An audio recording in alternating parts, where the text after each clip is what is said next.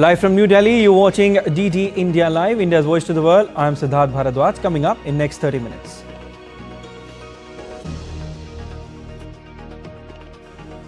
White House race on a knife edge with 2 days to go. Harris outlines her to-do list. Trump urges voters to save America. Iran leader vows retaliatory response to Israel. US warns Iran won't be able to restrain Israel if it attacks again. Spain mounts biggest peacetime disaster recovery operation as death toll reaches 214. Anger grows over slow response to floods. India's External Affairs Minister Dr. S. Jaishankar to begin 5-day visit to Australia and Singapore, aim to boost bilateral ties and explore more avenues.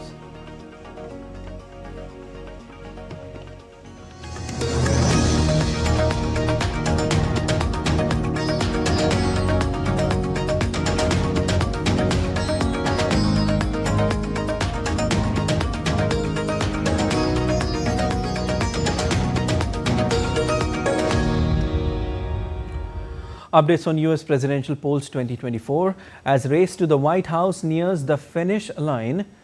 Both Harris and Trump campaigned.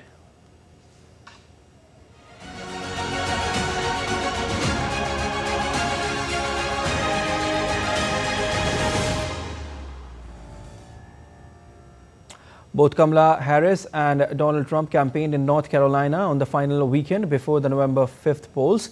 It was the 4th day in a row that the candidates campaigned in the same state. Republican presidential candidate Donald Trump campaigned in both North Carolina, a key swing state, and Virginia on Saturday, where he reinforced his message on the economy and immigration. Trump, at his final rally of the day in North Carolina, told voters that the 5th of November election will be Liberation Day in America.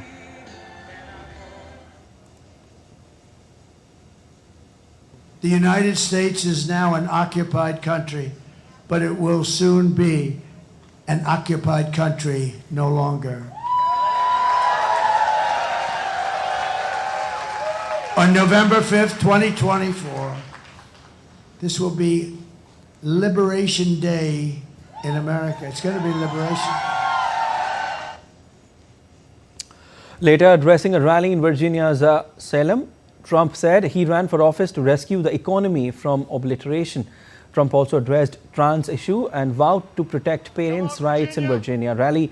North Carolina backed Trump in 2020 by a narrow margin of less than 1.5 percentage points and elected a Democratic governor on the same day, giving hope to both parties.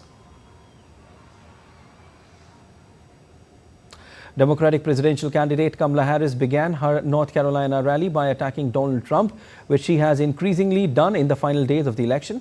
Harris at a rally zeroed in on women's reproductive rights, warning that Trump will ban abortion nationwide. Harris also pledged to lower health care costs and accused Trump of wanting to repeal the Affordable Care Act. Earlier campaigning in Atlanta, Harris said Trump would abuse his powers if he returns to the White House. He would ban abortion nationwide. He would restrict access to birth control. He would put IVF treatments at risk and, get this, force states to monitor women's pregnancies. Just Google Project 2025, which still I can't believe they put in writing. And I think everyone here knows one does not have to abandon their faith or deeply held beliefs to agree. The government shouldn't be telling her what to do. Not the government and not Donald Trump. U.S. Democratic presidential candidate Kamala Harris has surpassed Republican Donald Trump in a new poll in Iowa. The poll of 808 likely voters who were surveyed October 28 to 31 has Harris leading Trump 47% to 44% in Iowa, which has been trending deeply Republican in recent years. It is within the 3.4 percentage point margin of error, but it marked the turnaround from a September Iowa poll that had Trump with a 4-point lead. Trump won Iowa in his past two presidential campaigns by more than 9 percentage points in 2016 and 8 points in 2020. More than 75 million Americans have already cast ballots, according to the election lab at the University of Florida, in a sign of voter enthusiasm.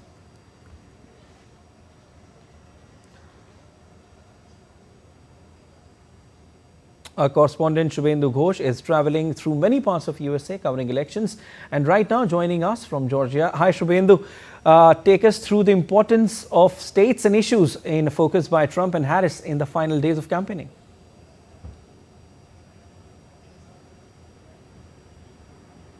Well, the focus is completely on the swing states in these elections, and we see Donald Trump and Kamala Harris leaving no stone unturned to make sure that they take their message across to the voters. We saw Donald Trump and Kamala Harris in North Carolina. Also, Kamala Harris was here where we are in Georgia, in Atlanta. Both leaders trying to make sure that they get an edge in the swing states. We have to understand the disproportionate significance of swing states in these elections. The 7 swing states, which includes the states that I just mentioned. The whole of America can be seen divided into red and blue states. And in that context, Kamala Harris and Donald Trump are more or less equally pitted. Red states are the one which traditionally have supported the Republicans. Blue states are the one which go with the Democrats over the years, not just the previous elections.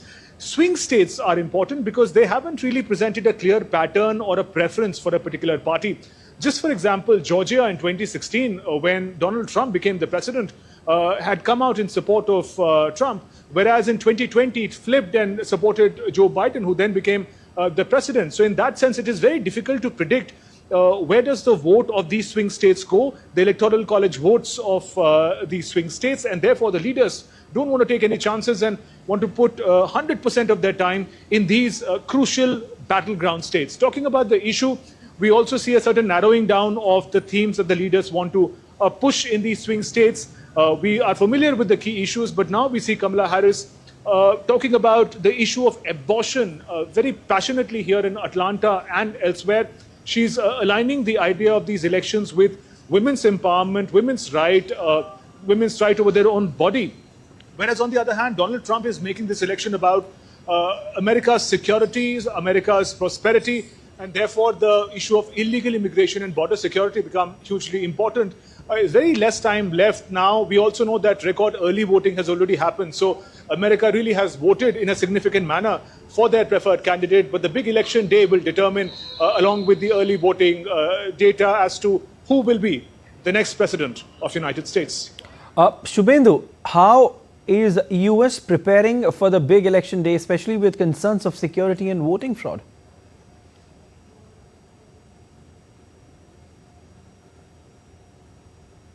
Well, tension, anxiety is palpable in the air as we get closer to the big election day. Early voting, of course, has seen a record turnout and participation by the voters in many states. Over 50% of the voters have already exercised their franchise. Tensions are on the rise because people remember what happened in the previous presidential elections in 2020, the event at the US Capitol. One doesn't want a repeat of that. But the kind of polarization that this election has seen, both candidates have presented a picture where if the other candidate, the opposition side, wins, it is going to be devastating for America. In that sense, the supporters of both candidates feel the anxiety. People at large feel the anxiety about what is going to happen when the result finally comes out November 5th onwards, when America gets to know. And therefore, the security apparatus has also been heightened.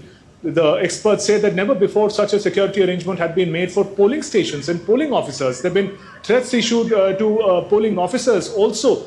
And there is, of course, great security arrangements made for the candidates. But polling stations, bulletproof glasses, use of drones are the kind of arrangement that have been made. And many say that these are unprecedented arrangements for the unprecedented elections that they're seeing. And the polarization is also heightened by the allegations that have coming in, especially from Donald Trump, about potential election fraud. The version that either a candidate will win or it is a case of election fraud does induce a certain degree of nervousness into the electoral system, does induce a degree of trust deficit in the voters, and that is not a good development, especially when the election is for an office as important as the White House. So the security, the administration is not taking any chances. The national security guards have also been put on alert to tackle any eventuality. All eyes are now on November 5th election. but the pressure can be felt by everyone, the candidates, the supporters, and the people at large. All right, thank you so much for your analysis, Shubhendu. We leave it there. With the contest in the swing states very close between Kamala Harris and Donald Trump, even a small percentage of votes can tip the balance. Indian Americans are present in substantial numbers in crucial swing states like Michigan, North Carolina, and Pennsylvania, and they could significantly influence the election outcome. Community leaders are impressing upon the community to come out and vote in large numbers, as their vote could be crucial in deciding who wins the White House. DD India correspondent Amritpal Singh talked to Dr. K.A. Paul, an activist in Philadelphia who is close to both parties. He explains on how Indians are in a fix in this presidential elections. I have with me Dr. K.A. Paul. He's an activist, an Indian American. What are you telling the Indian Americans, because you work closely with them in this election? What role do you see them playing? India has an opportunity to make history. Number one, every Indian, 3 to 4 million voters in America, should come out and cast your vote and influence others who is not voting. Oh, my vote doesn't count. Remember, year 2000, George Bush won by 532 votes. And last two elections, Trump won in 2020 with only Pennsylvania, Michigan, Wisconsin, 45,000 votes, even though 81 million were cast.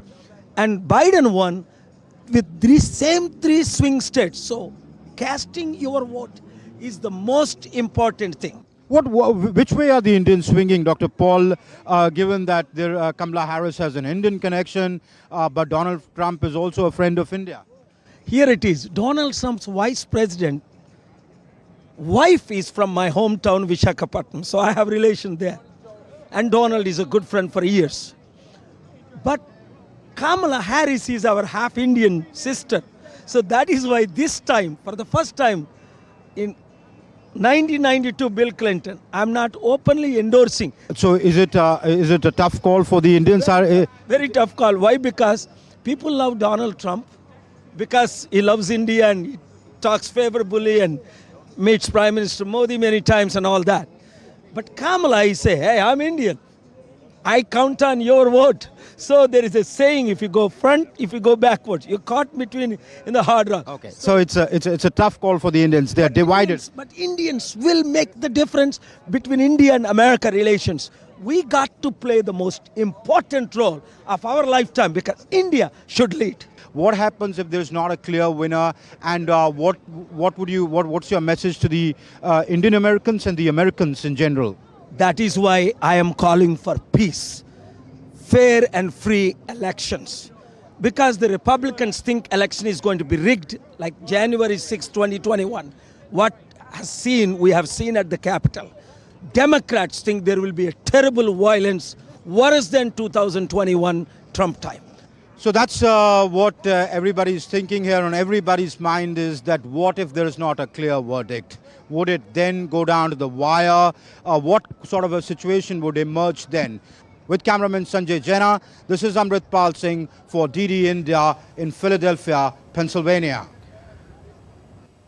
And still to come on this edition of DD India Live. Delhi's air quality continues to deteriorate as thick layer of smog engulfs the national capital. Centre initiates probe into death of 10 elephants in Madhya Pradesh's Bandhavgarh Tiger Reserve. International Day for Biosphere Reserves celebrated to highlight importance of biosphere reserves.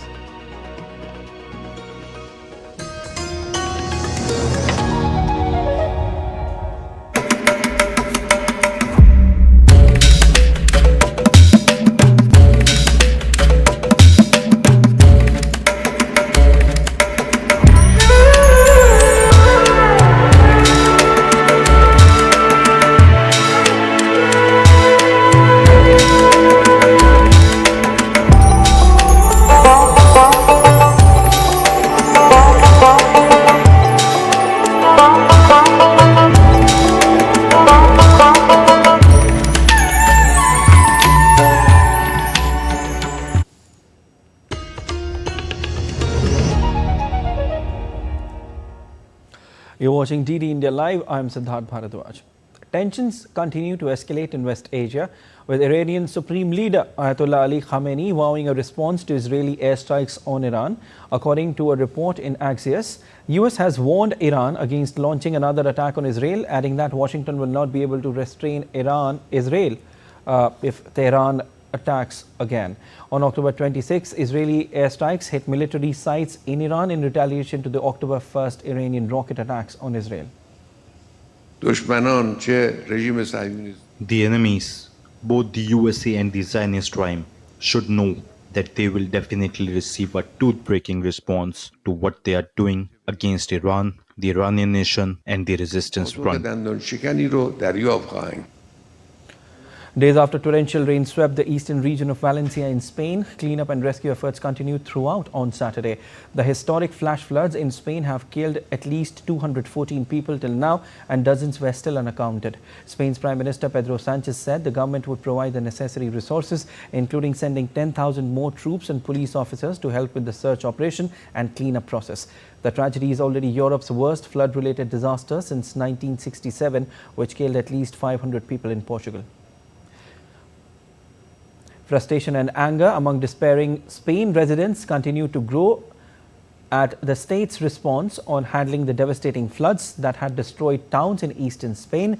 On Saturday, Spain's Prime Minister Pedro Sanchez conceded the response has been insufficient as he announced the deployment of 10,000 extra soldiers and police officers.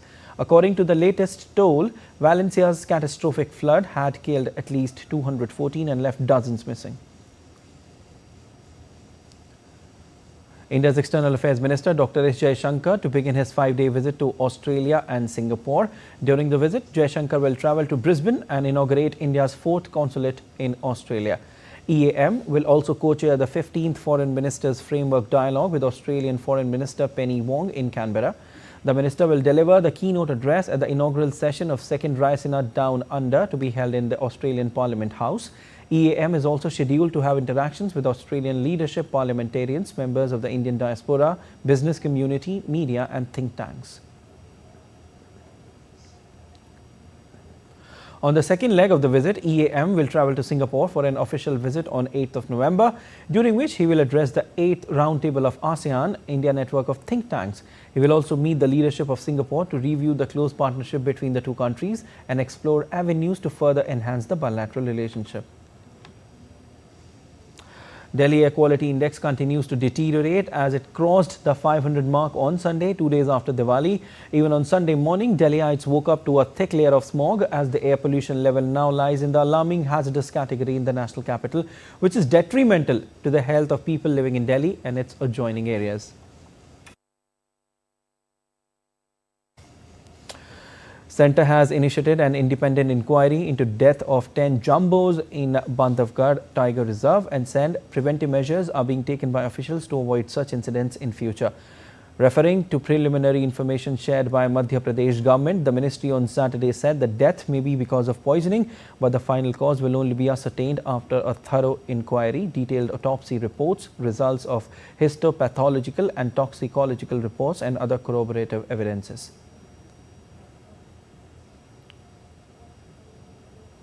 On November 3rd, we celebrate the International Day for Biosphere Reserves, highlighting efforts to foster a sustainable relationship with nature.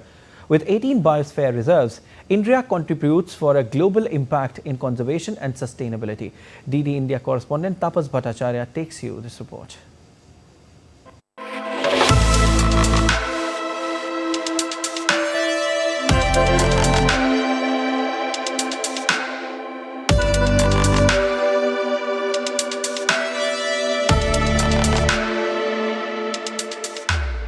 As each year passes, the urgency of addressing environmental issues becomes more apparent.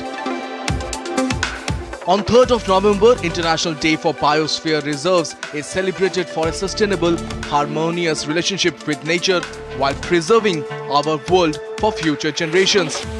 In the late 1960s, people with a foresight, with a vision, they realized that the way we are exploiting nature cannot continue at the same level that we are doing it. Man and the Biosphere Program, you can also call it the Human and the Biosphere Program, the MAP program of UNESCO, It was then established in 1971, and that also gave birth to the World Network of Biosphere Reserves.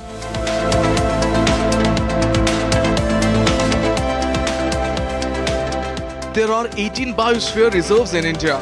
This year, the theme emphasizes the power of local action to inspire global change and highlights the crucial role each individual can play. India has made very good progress in terms of biosphere reserve establishment. India is participating since 24 years, and since that time India has established one biosphere reserve on average every 2 years, so that's quite impressive. So India has a lot of potentialities. I'm an optimist. I would very much hope that by the end of the century that India would perhaps develop 100 biosphere reserves, taking the lead in the world. India can do it. Biosphere reserves are organized into 3 primary zones: core, buffer and transition. Together, these areas work to conserve the landscape and the ecosystems while facilitating education, movement of people and research. They serve as living laboratories for sustainability. These reserves also play a key role in tackling climate change by absorbing carbon dioxide, helping to offset emissions. Beyond conservation, they contribute to sustainable development by fostering ecotourism and other environmental-friendly initiatives that support local economies. Tapush Bhattacharya's report, DD India. On to updates from ongoing third day's play of the Mumbai Test between India and New Zealand. Rishabh Pant has kept hope alive in India's chase of 147 runs after what looked like another batting collapse for the hosts. New Zealand pushed India to the ropes as left-arm spinner Ajaz Patel once again thrived with the Wankhede scalping 4 wickets within the first session of day 3. None of the Indian batters showed fight. On to tennis now. Sabalenka began her quest to secure the year-end #1 ranking with a thumping 6-3, 6-4 win over China's Zhang Qinwen in her opening round-robin match at the World Tennis Association's finals in Riyadh on Saturday.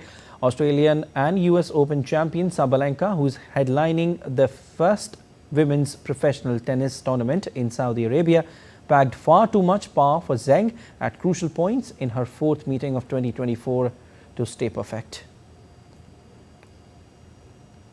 That's all for this edition of DD India Live, but let us know your thoughts on the news of the day. For those on the go, you can get all the latest news and updates from India and across the world on DD India mobile app.